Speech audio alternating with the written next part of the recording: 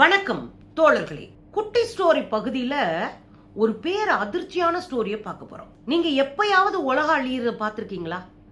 எப்பயாவது வெள்ளம் அப்படியே வாரி சுருட்டிட்டு போறது, ஆத்து வெள்ளம், நான் கடலு சுனாமி எல்லாம் சொல்லல, ஆற்று வெள்ளம் ஒரு ஊரை அடிச்சுட்டு அப்படியே போறத கண் முன்னாடி பார்த்திருக்கீங்களா? காட்டாத்து வெள்ளம் அப்படியே பாஞ்சு வந்து ஒரு ஊரை புடிங்கி அப்படி கொண்டு போய் வீசுறத பார்த்திருக்கீங்களா? இப்ப நீங்க பார்க்க போறீங்க. எங்க உத்தரகண்ட் மாநிலம் தொடர்ந்து வெள்ளத்தால் பாதிக்கப்படுகிற மாநிலம். அங்க கங்கை நதி ஓடிட்டு இருக்கு. தொடர்ந்து வெள்ளம் தான், தொடர்ந்து மேக வெடிப்பு, வெள்ளம், மக்கள் பாதிக்கப்படுவாங்க, வீடுகள் அடிச்சுட்டு போயிடும், மக்கள் தெருவில் நிறுத்துவாங்க. நெருக்கி 14 ஆண்டுக்கு மேல பாஜக ஆட்சி செஞ்சுட்டு இருக்கு உத்தரகண்ட. அந்த உத்தரகண்ட்ல நேற்று மேக வெடிப்பு 4-5 இடத்துல ஏற்பட்டிருக்கு. அதுல ஒரு இடத்துல ஏற்பட்ட மேக வெடிப்பு மழையில மழை தண்ணி கொட்டி அத்தனையும் ஒண்ணு சேர்ந்து அப்படியே சல்லுன்னு வருது பாருங்க. பயங்கரமா இருந்துச்சுங்க. எனக்கு என்னன்னா, இந்த உத்தரகண்ட் ஒரு வித்தியாசமான மாநிலங்க. வித்தியாசமான மாநிலம். போன வருஷம் ஜூலை மாசம் 2024 ஜூலை மாசம் இதே உத்தரகண்ட்ல பெண்கள் பேரணி போறாங்க. எதுக்கு? தண்ணி கொடு தண்ணி கொடுன்னு சொல்லிட்டு, பானி கொடு அப்படின்னு பேரணி போய் பெண்கள் போராடுறாங்க. இதே உத்தரகண்ட்ல, இதே ஒரு வருடத்துக்கு சரியா முன்னாடி பாருங்க.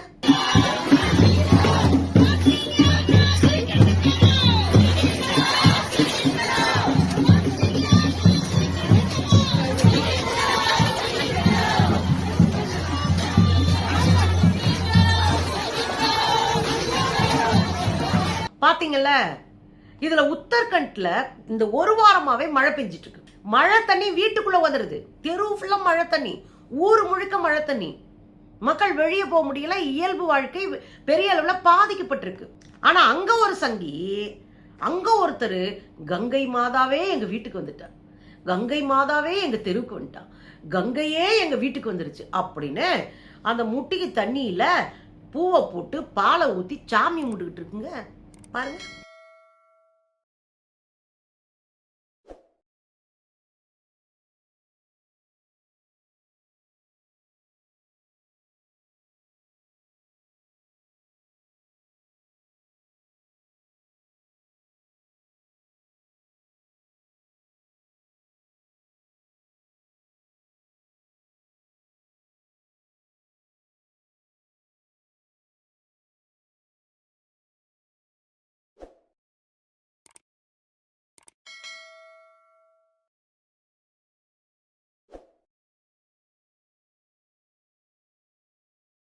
இந்த கொடுமையெல்லாம் ஒரு பக்கம் இருக்கட்டும், ஆனால் நேற்று பயங்கரமான மேக வெடிப்பு ஏற்பட்டு மழை கொட்டுன்னு கொட்டி தீத்திருக்கு தாலின்ற பகுதியில்.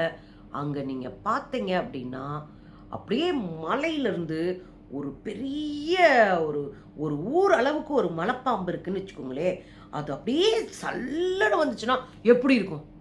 மலையிலிருந்து கருப்பா மலைப்பாம்பு ஒரு மாதிரி இறங்கி மொத்தமா பெரிய கட்டடங்க, பெரிய கன்னிமாரா லைப்ரரி, பெரிய பெரிய கட்டடத்தை நீங்க யோசிச்சு வச்சுக்கோங்க. ஒரு 4 மாடி கட்டடம், ஒரு பெரிய அரண்மனை மாதிரி 4 மாடி கட்டடம். அத நொட்டாங்கையில புடிங்கி இப்படி போயிருதுங்க. இயற்கை வலிமையானது பாருங்க.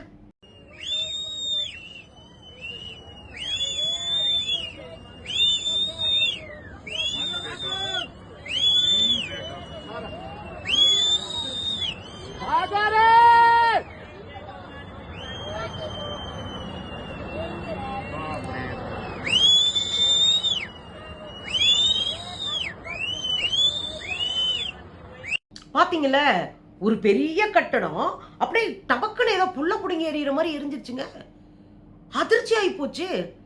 அதை விட லாங் ஷாட்ல எடுத்திருக்காங்க. மலையில இருந்து தண்ணி வருது, அப்படியே கருப்பு மலைப்பாம்பு அப்படியே சுறுசுறுன்னு இறங்கி வந்து அப்படியே ஊரவே பிடிக்கிட்டு போகுதுங்க. உண்மையிலே அதிர்ச்சியா இருந்ததுங்க இந்த வீடியோஸ் பார்க்கும்போது. பாருங்களே.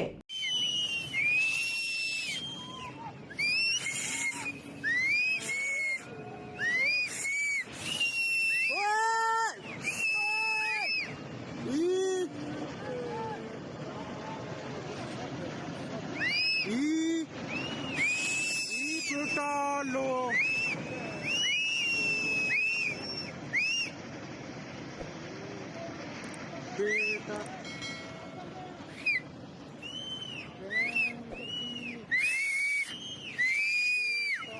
ஒண்ணு மட்டும் மனுஷங்க ஞாபகம் வச்சுக்கணுங்க, இயற்கையை நம்மளால மிஞ்ச முடியாது. இயற்கைக்குள்ள இருந்து நம்ம பலனை அனுபவிச்சுக்கலாம். இயற்கையை கொண்டாடுவதன் மூலமாக நம்ம அடுத்த தலைமுறைக்கு நல்ல விஷயங்களை செஞ்சுட்டு வைக்கலாம். ஆனால் இயற்கையை பகைச்சுக்கிட்டோம்னா கொத்தோட அழிச்சிட்டு போயிட்டே இருக்கும். கொத்தோட அழிக்கும். குறைஞ்சபட்சமா இயற்கையை பாதுகாக்கிறதுக்கு என்ன செய்யலாம் அப்படின்னு நம்ம யோசிப்போம். ஒரு சின்ன சின்ன அளவுல நம்ம முயற்சி மேற்கொண்டாலும் எதிர்கால தலைமுறைக்கு பெரிய அளவுல பலன் கொடுக்கும். தமிழர்கள் இயற்கையை வழிபட்டவங்க. தமிழர்கள் இயற்கையை கொண்டாடியவர்கள். ஞாயிறு போற்றுதும் ஞாயிறு போற்றுதும், திங்களை போற்றுதும் திங்களை போற்றுதும். இந்த பாடினதுக்கு பின்னாடி இருக்கிற உளவியல், அரசியல். நாம் இயற்கையை கொண்டாடியவர்கள். ஆனால் இயற்கையை எந்த சமூகம் கைவிடுகிறதோ இப்படித்தான். எத்தனை மக்கள் காணாம போனாங்க, எத்தனை மக்கள் வீடு இழந்தவர்களாக இருக்காங்க. காரு கண்ணி மண் எல்லாத்தையும் அடிச்சு மொத்தமா ஒரு பேர் அழிவை கண்ணு முன்னாடி பார்த்த மாதிரி இருந்துச்சுங்க. எனக்கு பார்க்க கூட, இந்த வீடியோ பார்க்க கூட எனக்கு நடுங்கி போயிட்டேங்க. இந்த மக்கள் எப்படி இருப்பாங்களோ அதுதான் நமக்கு கவலை. மோடி அரசு என்ன பண்றாருன்னு பொறுத்திருந்து பார்ப்போம்.